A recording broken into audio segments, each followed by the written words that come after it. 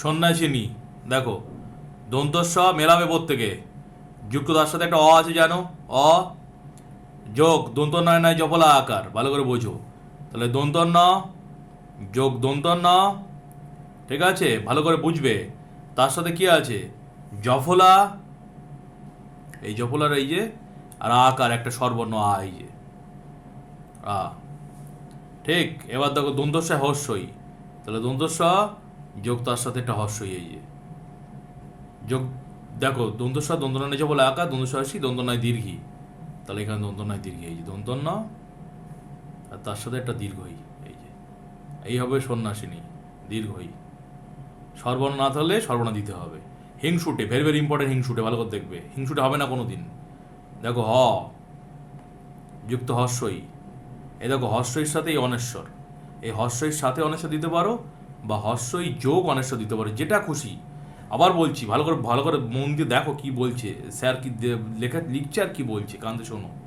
এই হ আর হয় অনেশ্বর দিতে পারো, বা এই হ বলছি সরি, এই হর্ষই, এই হর্ষইর সাথে অনেশ্বর দিতে পারো, বা হর্ষইর সাথে অনেশ্বরটাকে আলাদা করেও লিখতে পারো, বা দুটোই লিখতে পারো। আবার বলছি, এটা লিখতে পারো, এটা লিখতে পারো, বা দুটোই লিখতে পারো। বারবার বলে দিলাম কিন্তু, আমি যেমন দুটোই লিখেছি, এটাও লিখলাম এটাও লিখলাম, দুটো লিখলেই ভালো। স্যার যেটা পারে নীল লিখে নেবে। দন্ত স যোগ তার সাথে হস্যুকারী, হস্যুকার, হস্যুকার মানে কি, হর্ষৌ, আর তার সাথে ট, আর তার সাথে হর্ষইকার, এই যে হিংসুটে। অধ্যাপিকা অ যোগ ধয় জফলা, এই ধয় এই জফলা, এই যে ঠিক আছে, তো ধয় জফলা, তার সাথে কি আছে আকার, এই যে আ। পয় হর্ষইকার, তার সাথে কি আছে পয় হর্ষই, প যুক্ত হর্ষইকার, এই যে প যোগ হর্ষই, এই যে যোগ ক, তার সাথে আকার, এই যে ঠিক আছে। ব্যঞ্জনবর্ণের নিচে হসন্ত না দিলে পরীক্ষা নাম্বার কাটা যাবে। কেন নম্বর বলেছি আমি, এর থেকে অটা বেরিয়ে যাচ্ছে, স্বরবর্ণটা বেরিয়ে যাচ্ছে, সেটা দেখাতে হবে তোমাকে। বর্ণ বিশ্লেষণ মানে ভাঙতে, বিশ্লেষণ মানে ভাঙা, বিশ্লেষণ মানে হচ্ছে ভাঙা। বড় ক্লাসে বিজ্ঞান যখন পড়ে বুঝতে পারবে বিশ্লেষণ কীভাবে ভাঙছে, ঠিক আছে। অণু পরমাণু এসব আছে, ভাঙাভাঙি হয়। এইখানে হচ্ছে বর্ণ ভাঙা, শব্দটা ভেঙে ভেঙে যাচ্ছে।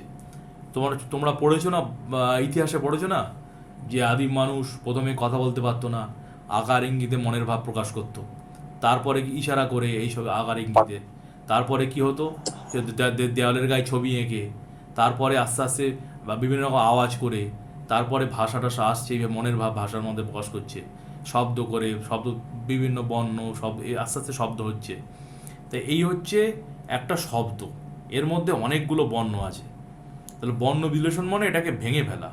এই তখন পূজনীয়, ভাঙছি দেখো প, এটা ভাঙলে কি পাবো, প পাবো, তার সাথে দেখো দীর্ঘ করে, এই যে এ দেখো বোঝাচ্ছি, অথচ কথা বললে হবে, তাহলে বুঝবে কোথা থেকে, দীর্ঘকার। এবার যদি বলো না আমি সব জানি, তাহলে সব জানার জন্য তাহলে তো মাস্টার পণ্ডিত স্কুল সব বাদ দিতে হবে, সব জানো পণ্ডিত বাড়িতে থাকো। তাহলে বর্গীর জ, তার সাথে অ, এই যে ঠিক আছে। এবার দেখো মূর্ধন্য এই দীর্ঘি, তাহলে এই মূর্ধন্য আর তার সাথে দেখো এই দীর্ঘইকার আছে, এই যে স্বরবর্ণ। এবার দন্তস্থ আছে, তার সাথে কিছু নেই মানে একটা স্বরবর্ণ অ থাকে, এই যে ভালো করে বুঝতে হবে, পূজনীয়। এই এবার দেখো শ্বশুর, হ্যাঁ শ্বশুর কি, তালবস্য, এই যে শ্বশুর কি, কি একটা জিজ্ঞাসা করলে না যে শ্বশুর মানে কি, শ্বশুর মানে বিয়ে করো বুঝতে পারো শ্বশুর মানে কি, বাবাকে মাকে জিজ্ঞেস করো, শ্বশুর বলে দেবে মানে কি। তাহলে দেখো তালবস্যয় বর, তালবস্য তার সাথে একটা ব আছে, এই যে, আর তার সাথে একটা স্বরবর্ণ থাকবেই, এই অ। তালবস্যয় হস্যু, তাহলে তালবস্য তার সাথে হস্যুকার, এই যে হর্ষ, এই যে তার সাথে র, এই যে রর সাথে একটা অ থাকবেই, স্বরবর্ণ না থাকলে দিতে হবে অ, আর থাকলে ভালো। যেখানে এখানে আছে, যেমন এখানে আছে, তাহলে দিতে হয়নি, যেখানে নেই দিতে হবে। বলো 5টা বর্ণ বিশ্লেষণ দিয়েছিলাম, 5টাই হয়েছে তো, ইয়েস আর নো?